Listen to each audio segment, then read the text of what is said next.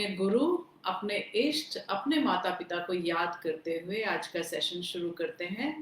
हनुमान जी परम भक्त हैं, सबको मालूम है हनुमान जी कौन है।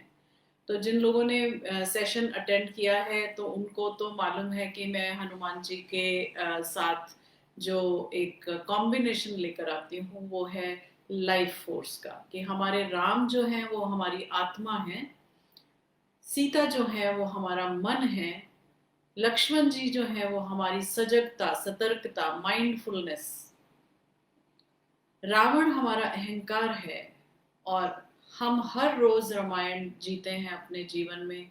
हर रोज हम लोग एक रामायण होती है जब जब हमारा मन अहंकार के वश में आता है, जब जब हमारा अहंकार जो है हमारे मन को, हमारे विचारों को दबोच लेता है, तो श्वासों यानी यानी लाइफ फोर्स यानी श्री हनुमान जी और लक्ष्मण जी, सजगता, सतर्कता, बुद्धि, तर्क, इनके साथ चलकर, इनको दोनों को मिलाकर हम अपने मन को वापस छुड़ाते हैं और आत्मा के साथ जुड़ते हैं।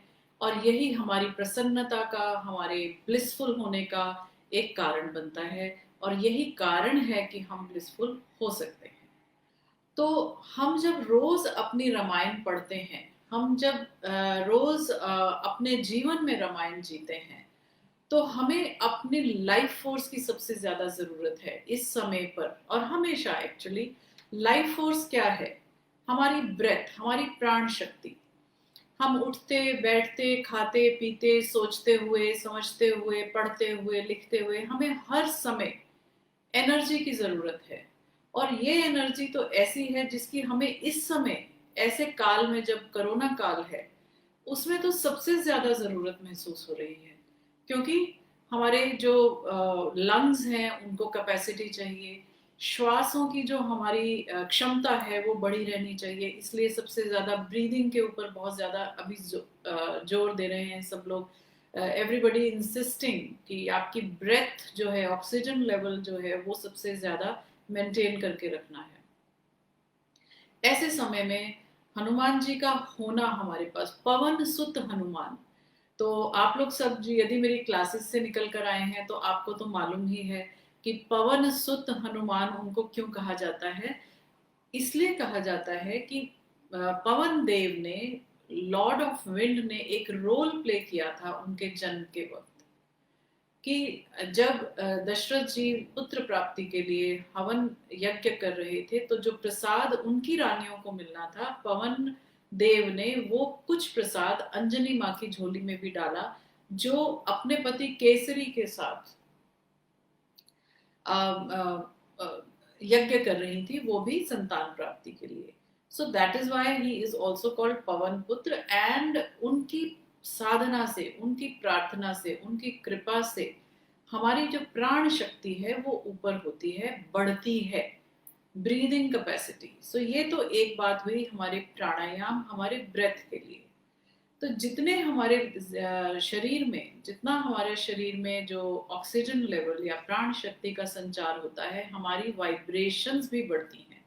तो हनुमान जी की कृपा से वाइब्रेशंस का बढ़ना भी एक बहुत बड़ा गुण माना जाता है। क्यों वाइब्रेशंस हमारी ज्यादा होनी चाहिए? देखिए, जो असुर होते हैं, जो हम लोग, देखिए जितने भी माइथोलॉजी है या जो भी स्क्रिप्चर है, वो हमें कहानी के माध्यम से, कहानी के कंटेनर में बहुत डीप मैसेजेस देती हैं। तो कहानियां ये जो बनाई गई हैं रामायण की या महाभारत की, या और भी स्क्रिप्चर्स में हम बहुत सारी कहानियां सुनते हैं, उनके अंदर का जो मैसेज है, दैट इज मोर इम्पोर्टेंट।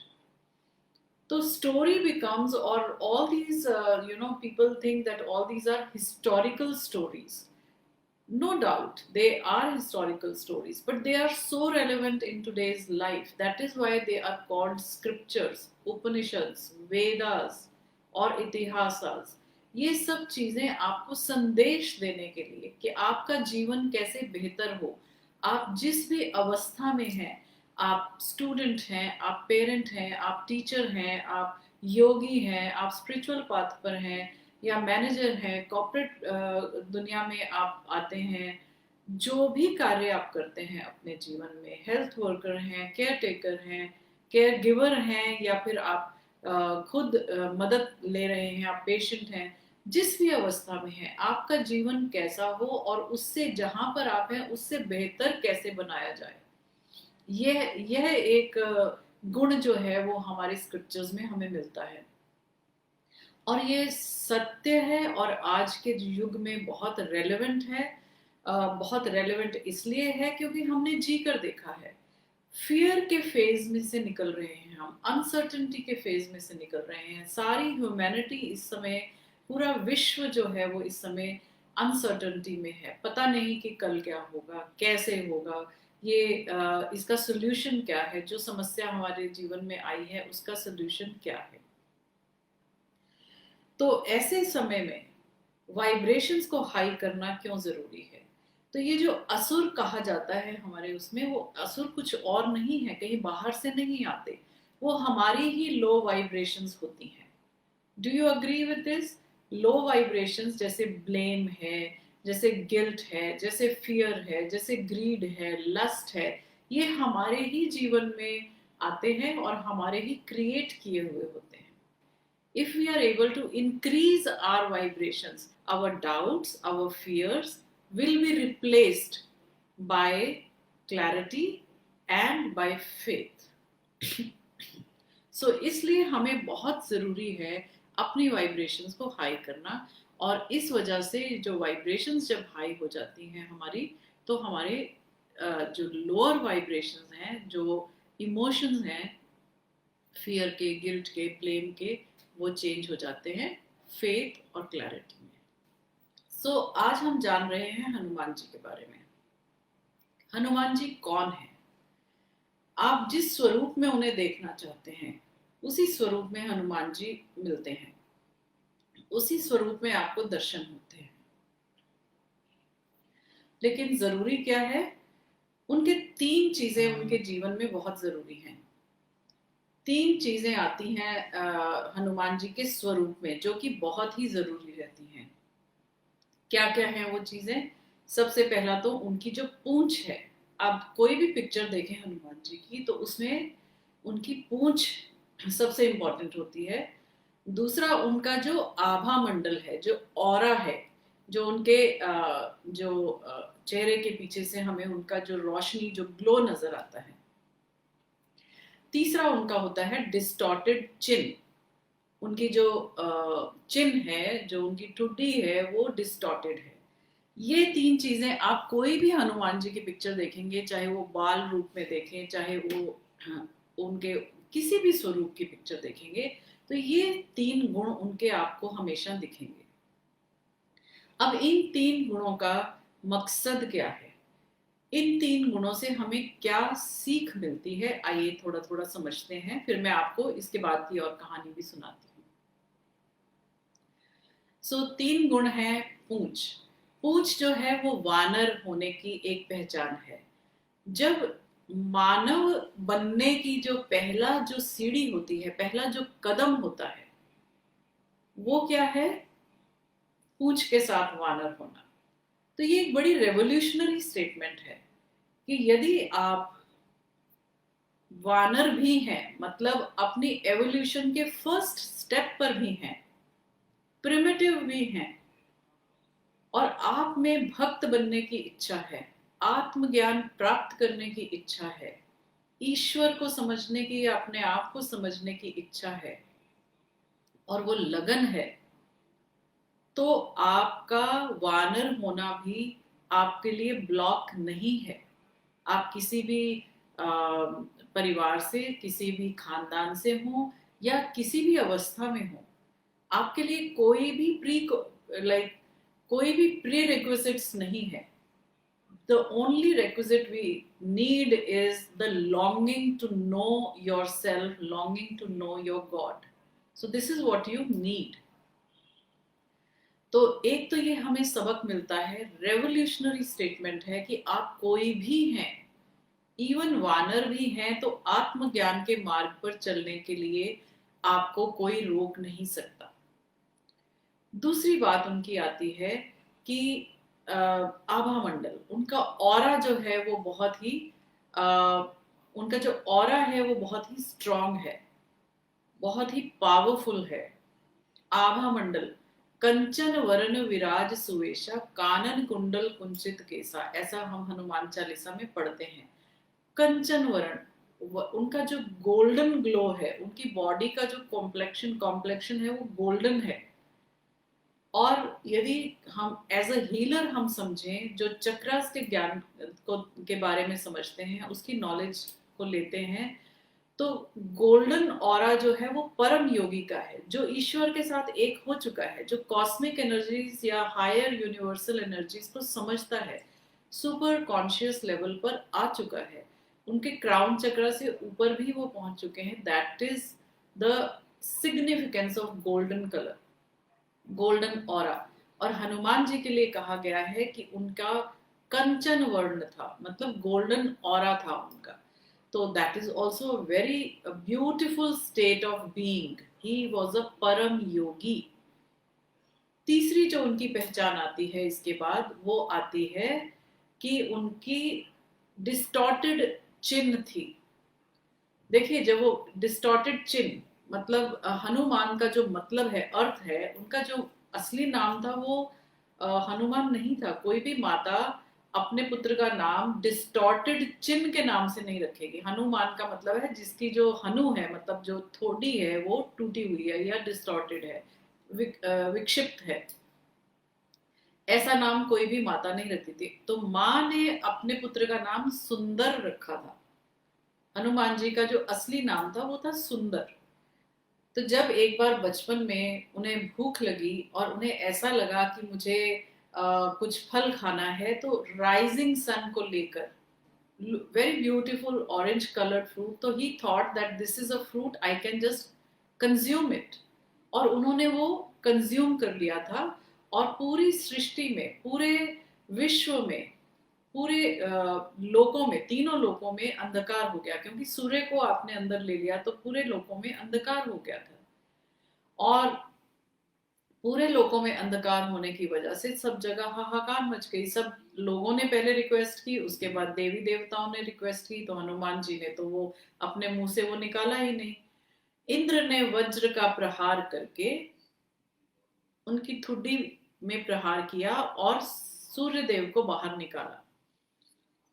प्रकाश बाहर आया, और लेकिन उनको थोड़ी सी चोट लग गई। तो यहाँ के हम इसका अर्थ समझने की कोशिश करते हैं कि ये घटना ऐसी क्यों घटी। बाल स्वरूप में थे हनुमान जी उस समय, और ज्ञान बहुत था, शक्तियां बहुत थी, लेकिन इतनी विजडम नहीं थी, मेच्योरिटी नहीं थी उस समय। और उन्होंने उन शक्तियों का इस्तेमाल अनजाने में लोगों के जीवन में अंधकार दे दिया था। इस वजह से उन्हें चोट पहुंची। एक तो ये कारण है। दूसरा ये भी बताया जाता है, दूसरा एक और अर्थ इसका निकलता है कि उन्होंने चुनौतियों को स्वीकार किया। हनुमान जी ने he went beyond the challenges, कुछ ऐसा किया जो आम तौर पर लोग नहीं करते। उन्होंने he went beyond his capacities, he went beyond his challenges and beyond his traditions। और फिर उसकी वजह से उनको कष्ट भी पहुंचा, लेकिन फिर भी उन्होंने उसको स्वीकार किया, उन चुनौतियों को स्वीकार किया। तो ऐसा भी बताया गया, जैसे मैंने ये दो चीजें बताई, कि यदि आप में वो क्षमता नहीं है ज्ञान प्राप्त करने की, या आप में अभी वो क्वालिफिकेशन नहीं है, विजडम नहीं है, मेच्योरिटी नहीं है ज्ञान प्राप्त करने की, तो वो ज्ञान जो है वो आपको नुकसान पहुंचा सकता है। यही हो रहा है आज जीवन में, कि ज्ञान बहुत मिल गया, शक्तियां बहुत मिल गई, लेकिन वो उनकी जो समझ बूझ है, जो मेच्योरिटी आनी चाहिए लाइफ में, उनको समझने के लिए, उन शक्तियों को इस्तेमाल करने के लिए, वो हम सब में नहीं आ रही है। इसी वजह से तो ज्ञान है वो लुप्त होता चला जा रहा है, और कुछ ऐसे लोगों के पास वो शक्तियां आ गई हैं और हम लोग सब सफर कर रहे हैं। तो इन चीजों के ये मतलब निकलते हैं। तो हमने क्या क्या सीखा अभी कि हनुमान जी के जो स्वरूप है उसका 3 जो है वो मेजर एस्पेक्ट्स हैं। One is the tail, the long tail, उनकी लंबी पूंछ। दूसरा उनकी मनोरम आभा, मतलब उनका गोल्डन ऑरा। और तीसरा उनकी डिस्टॉर्टेड चिन्ह जो उनका नाम दिलाती है उनको हनुमान के नाम में, नाम उनको हनुमान जी का नाम मिलता है। तो आज तो हमने हनुमान जी कौन है मैंने आपको बताया। हनुमान जी है प्राण शक्ति, हमारी जीवन में जो ब्रीदिंग पावर है, जिसकी आज हमें सबसे ज्यादा जरूरत है। इस काल में सबसे ज्यादा जरूरत है हमें शक्ति बढ़ाने की, वाइब्रेशन बढ़ाने की, और ताकि हमारी वाइब्रेशंस और ऊपर आएंगी, हमें ज्ञान मिलेगा, हमारी शक्ति बढ़ेगी, हमारा जो सोचने का तरीका है वो फियर से फेथ की तरफ बढ़ेगा, फियर से या अज्ञान से ज्ञान की तरफ बढ़ेगा, अंधकार से रोशनी की तरफ जाएगा। तो हमें वाइब्रेशंस को रेज करना जरूरी नहीं, अब तो मतलब मैंडेटोरी हो गया है, कंपल्शन हो गई है हमारी। क्योंकि इस समय हम जहाँ जिन लक्षणों से या जिन परेशानियों से घिरे हुए हैं, ये हमारे लिए बहुत जरूरी हो गया है।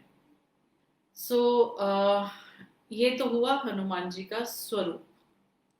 अब हम देखते हैं कि एक जो कहानी आती है, मैं आपको साथ साथ, क्योंकि मैंने आपको बोला कि हम गुण सीखेंगे, उनसे क्या सीखना है, तो हमने ये तो सीखा उनमें ये वाइब्रेशंस करनी है। तो हनुमान जी रामायण में क्यों आए, ये भी आपको मालूम है कि हनुमान जी, अक्सर सब लोगों को मालूम है, शंकर सुवन केसरी नंदन, तेज प्रताप महाजग वंदन। शंकर सुवन की, आप शंकर जी के, शिव जी के अंश है।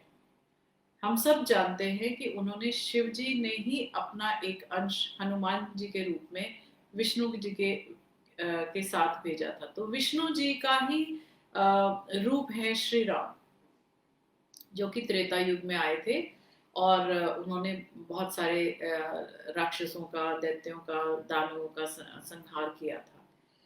तो यदि हम उस नजरिए से देखें तो ये कहानी आप लोगों को शायद अच्छी लगेगी कि विष्णु जी का अवतार थे श्री राम, और विष्णु जी के जो सीट है, जो उनके शेषनाग जी हैं, जहां पर विष्णु जी विराजते हैं, शेषनाग जी जो हैं वो है लक्ष्मण जी। और जब जब वो अवतार लेते हैं, विष्णु जी जब आते हैं पृथ्वी लोक पर, हम लोगों का, इंसान का या इंसानों का, और हम सबको बढ़ाने के लिए, ऊंचा उठाने के लिए वो नीचे आते हैं। तो जब वो आए पृथ्वी लोक पर, तो शिव जी हमेशा उनके बाल रूप के दर्शन करना चाहते थे।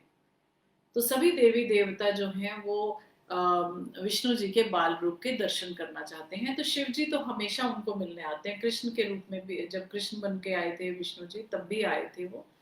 तो उन्होंने कैलाश पे बोले माँ पार्वती को कि मैं तो उनको जा रहा हूँ विष्णु जी को मिलने के लिए।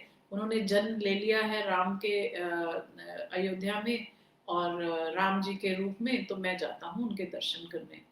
और जब चलने लगे तो रास्ते में काकभूषुंडी वो भी उनके साथ हुए, और ज्योतिषी का रूप उन्होंने बनाया, एस्ट्रोलॉजर का रूप बनाया उन्होंने, शिव जी ने, और अयोध्या में आ गए। और अयोध्या में आकर उन्होंने सबको भविष्य बताने, तो वो तो ईश्वर थे, उनको भविष्य, भूत और प्रेजेंट सबका मालूम ही था, वर्तमान। तो सबको बताने लगे, तो उनके चर्चा होने लगी पूरे शहर में, पूरे अयोध्या में, कि एक ज्योतिषी आए हैं और वो सब कुछ सबका जानते हैं। तो ये जब सूचना महल में पहुंची, तो माँ कौशल्या ने कहा कि बच्चे पैदा हुए हैं, इनका भविष्य जानने के लिए उन ज्योतिषी जी को आप बुलाइए, और हम जानना चाहते हैं। शिव जी तो ज्योतिषी के रूप में यही वेट कर रहे थे, इंतजार कर रहे थे कि कब मुझे बुलावा आए और मैं जाऊं उनको मिलने के लिए। तो जैसे ही वहां पहुंचे महल में, कौशल्या माँ ने श्री राम जी को उठाया, क्योंकि बहुत छोटे से इन्फेंट, शिशु रूप में थे, और उनको गोदी में डाल दिया शिव जी की। और कहा, मतलब वो ज्योतिषी के रूप में जब शिव जी थे, और उन्हें कहा कि आप इन्हें इनका भविष्य बताइए। तो शिव जी ने उनका चेहरा देखा और बताना शुरू किया कि अभी ऐसा होगा, फिर ये बहुत ही मेधावी होंगे, बहुत ही ताकतवर होंगे, शक्तिशाली होंगे, बहुत काम करेंगे, फिर ये पढ़ने के लिए जाएंगे और वहां से वापसी आते हुए उनका विवाह होगा जानकी से, राजा जनक की पुत्री से। तो ऐसी सारी बातें, क्योंकि शिव जी तो सब कुछ जानते हैं, त्रिकालदर्शी हैं, तो उन्होंने यहाँ तक की सब घटना उनको सुना दी, विवाह तक की। बाद में वनवास वाली घटना नहीं बताई और उनको बोला कि माँ अब तो मैं जाता हूँ, आपको ये सब मैंने बता दिया, अब मैं चलता हूँ, अगले साल फिर आऊंगा इसके आगे का भविष्य बताने के लिए। माँ ने कहा ठीक है। कौशल्या जी ने राम जी को लिया और अंदर जाने लगी, और तुरंत ही मुड़कर उन्होंने क्या किया कि वो राम जी को उन ज्योतिषी यानी शिव जी के चरणों में डाल दिया। अब शिव जी एकदम से घबरा गए कि विष्णु जी मेरे चरणों में, मेरे इष्ट मेरे चरणों में, ये तो बहुत गलत हो गया। लेकिन अब क्योंकि भेष में थे ज्योतिषी के, तो बता भी नहीं सकते थे कि सत्य क्या है, और मेरे चरणों में नहीं डाली। तो माँ कौशल्या ने कहा कि ज्योतिषी जी आपने सब कुछ जो बताया है वो बिल्कुल सही है, आप इन्हें अपने चरणों में रखें और आशीर्वाद दीजिए। तो शिव जी बहुत भुचक्के भी रह गए और बहुत परेशान भी हुए कि अब मैं क्या करूं, मेरा इष्ट मेरे चरणों में कैसे। तो उन्होंने आशीर्वाद तो दिया, उठाया भी, और विष्णु जी से कहा, क्योंकि वो तो सोल टू सोल बात करते थे, कि देखिए आज ये बहुत हो गया कि आप मेरे चरणों में आ गए, लेकिन मैं आज ये प्रण लेता हूँ, या मैं आपको वचन देता हूँ कि आप के चरणों की सेवा भी मैं करूंगा। मैं आऊंगा, आपके चरणों की तब तक सेवा करूंगा जब तक आप ना कह दें कि तुम्हारा ऋण जो है वो पूर्ण हुआ, क्योंकि ये बहुत बड़ा ऋण मेरे ऊपर आ गया है कि आप मेरे चरणों में आए हैं। तो ऐसा कहा जाता है कि उसी ऋण को उतारने के लिए शिव जी अंश रूप में हनुमान बनकर आए थे, और रामायण में जब से उनको वो प्राप्त हुए, दोनों की मुलाकात हुई, तब से सारे कार्य राम जी के हनुमान जी ने किए, और निष्काम सेवा की और उनके चरणों की सेवा की। जो राम जी ने सोचा वो हनुमान जी ने पूर्ण किया। ऐसा आपने सबने रामायण में पढ़ा ही है, और ये है हनुमान जी के रामायण में आने की कारण, क्यों वो आए, क्यों उन्होंने राम जी की निष्काम सेवा की, क्यों उन्होंने भक्ति की परम सीमाएं पार की। सब सीमाएं उन्होंने पार की हैं, भक्ति की, शक्ति की, योगी होने की, जितने भी गुण हैं। अभी हम अगले 6 दिनों में हम लोग बात करते रहेंगे, हनुमान जी के कई गुण हम सीखेंगे और अपने जीवन में क्या उतार सकते हैं वो देखेंगे। आज का मेरा जो पहला लेक्चर था, इसलिए मैंने कि हनुमान जी की इंट्रोडक्शन है। क्या इंट्रोडक्शन है? वो हमारी प्राण शक्ति है जब तक हम जीवित हैं।